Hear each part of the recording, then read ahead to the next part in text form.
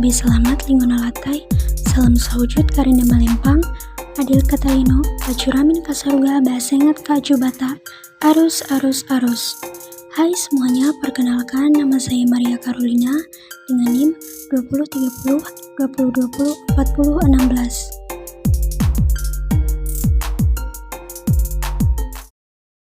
Di video kali ini, saya akan mengajak teman-teman untuk mengenal seorang tokoh ulama, ahli tata kelola pemerintahan, dan ia merupakan pemikir Islam pertama yang menuangkan gagasan politiknya dalam sebuah karya tulis. Ia adalah Ibnu Abi Rabi. Beliau tinggal di Baghdad semasa Khalifah Al-Mutasim, Khalifah Bani Abbasiyah ke-8, putra dari Khalifah Harun ar-Rasyid, dan yang menggantikan kakaknya yaitu Al-Ma'mun. Setelah Ibnu Abi Rabi, barulah menyusul generasi ulama setelahnya seperti Al-Farabi, Al-Mawardi, Al-Ghazali, dan Ibnu Taimiyah. Dari merekalah sekiranya dapat kita anggap sebagai founding person yang mewakili pemikiran politik di dunia Islam pada abad klasik dan pertengahan. Ibnu Abi Rabi dikenal sebagai pengarang kitab Suluk Al-Malik fi Tadbiri Al-Mamalik, yang artinya perilaku raja dalam tata kelola kerajaan. Kitab ini termasuk ke dalam literatur tua sebagai rekam jejak bidang ketatanegaraan kerajaan Islam dan peradabannya. Kitab ini juga diselesaikan pada tahun 218 Hijriah. Beliau menulis kitab ini sebagai hadiah yang ia persembahkan untuk penguasa dinasti Abbasiyah dan menjadi panduan untuk Al-Mutasim dalam menjalankan pemerintahannya dari tingkat pusat sampai tingkat bawah di berbagai daerah. Dalam kitabnya ini, Ibnu Abi Rabi di masa pemerintahan kerajaan menuangkan pemikirannya. Menurut Ibnu Abi Rabi, asal mula terbentuknya sebuah negara adalah berasal dari ketidakberdayaan manusia untuk hidup sendiri dalam mencukupi segala kebutuhannya tanpa bantuan dari orang lain. Ketergantungan inilah yang mendorong manusia untuk saling membantu dan berkumpul, serta menetap di suatu tempat. Nah, dari sinilah tumbuh sebuah komunitas kota yang akhirnya berkembang menjadi sebuah negara. Bagi Ibnu Abi Rabi, kekuasaan kepala negara adalah bersumber dari Tuhan. Hal ini dapat dipahami dari statementnya bahwa Tuhan telah mengangkat penguasa-penguasa bagi masyarakat, sehingga sumber kekuasaan kepala negara adalah tidak berasal dari rakyat, tetapi dari Tuhan yang diberikan kepada orang yang dipilihnya. Dan tugas pemimpin negara itu adalah mengelola urusan rakyatnya dan bertindak sebagai hakim untuk menyelesaikan perselisihan di antara mereka. Beliau juga menjelaskan bahwa Tuhan telah memberikan keistimewaan kepada para penguasa dengan memuliakannya, memberi kedudukan penting di negaranya, dan disegani oleh rakyat-rakyatnya. Ibnu Abi Rabi mensyaratkan bahwa seorang penguasa atau calon penguasa haruslah dari keluarga dekat penguasa. Kemudian barulah syarat-syarat berikutnya. Pemimpin masyarakat atau negara menurut Ibnu Abi Rabi haruslah seorang manusia utama.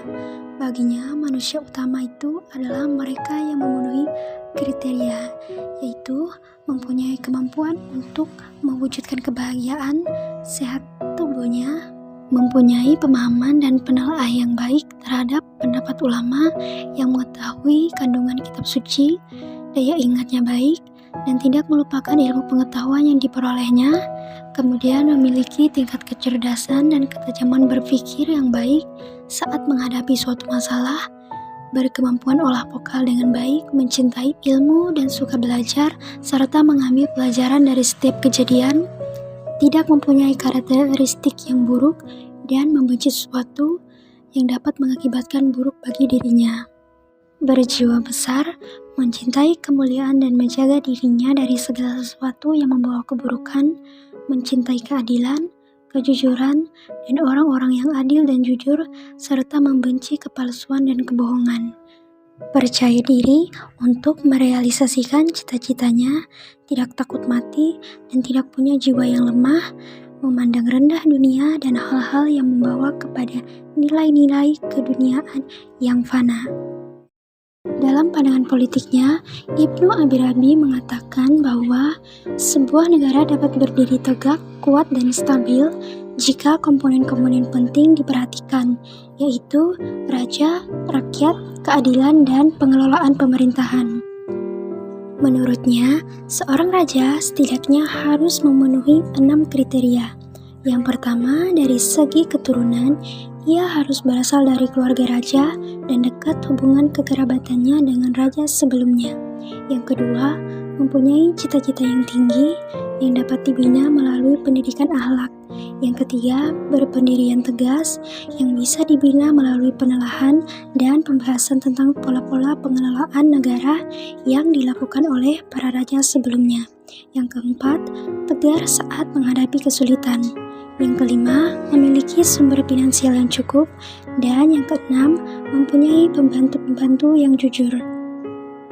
Berkaitan dengan keadilan, secara garis besar dapat dikelompokkan menjadi 3 bagian, yaitu keadilan yang berhubungan dengan perbuatan seorang hamba yang berkenan dengan Tuhan, keadilan yang berhubungan dengan perbuatan seseorang yang berkenaan dengan hak-hak terhadap sesamanya, dan keadilan yang berhubungan dengan perbuatan seseorang terhadap hak-hak para pendahulu mereka.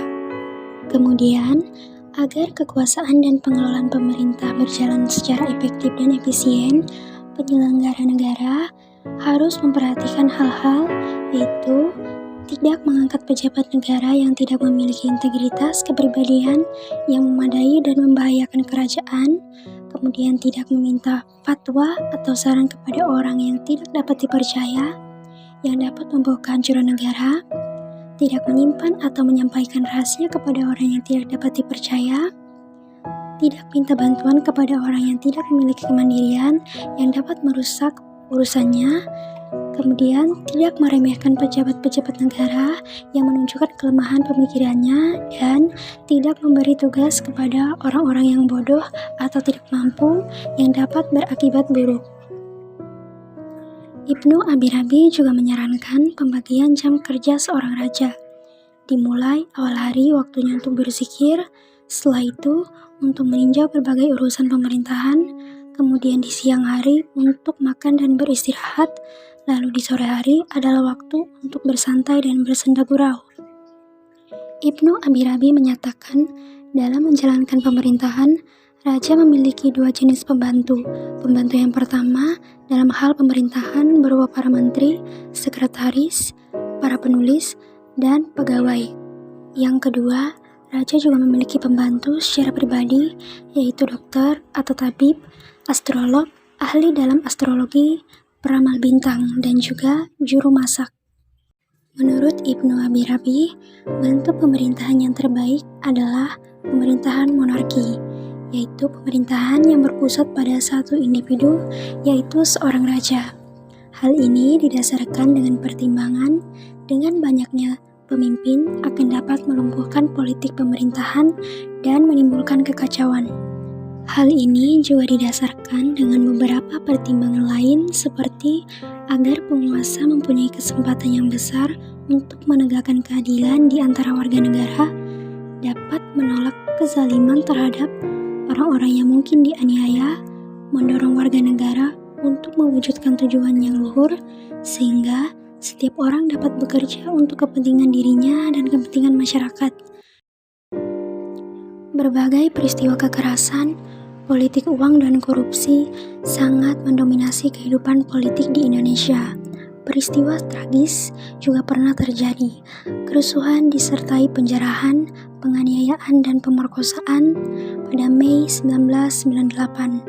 Kekerasan yang lebih kejam berlangsung dalam konflik antara etnis dan antar agama di Pontianak, Sampit, Ambon, dan Poso.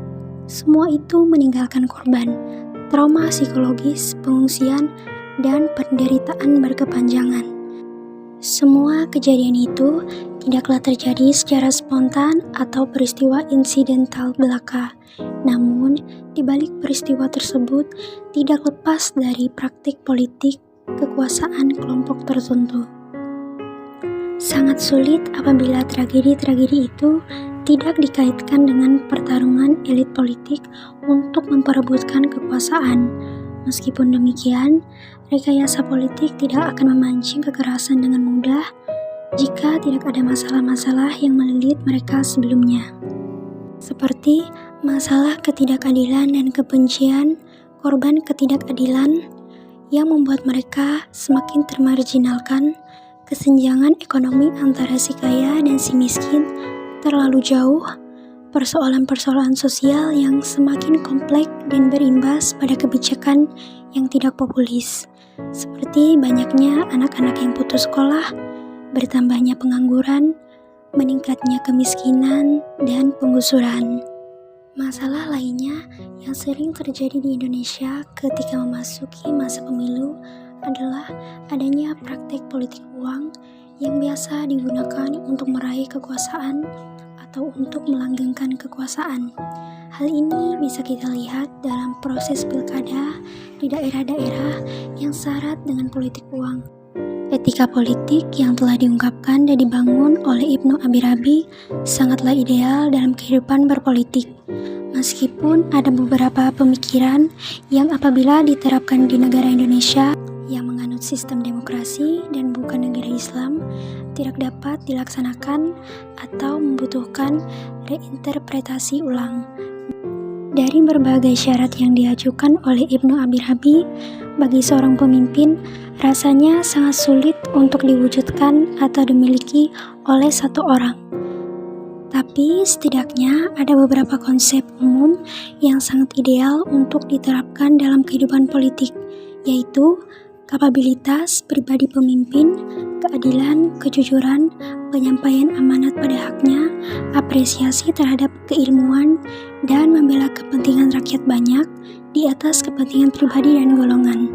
Setiap pemerintahan dimanapun dan kapanpun yang tidak menghiraukan etika-etika politik, niscaya kehancuran akan selalu menghantuinya. Apabila setiap aksi politik yang berkaitan erat langsung dengan perilaku politikus yang mempertimbangkan dan menggunakan nilai-nilai etika politik, maka kehidupan panggung politik yang ada akan membentuk budaya politik yang santun, yang hasilnya dapat langsung dirasakan oleh rakyat.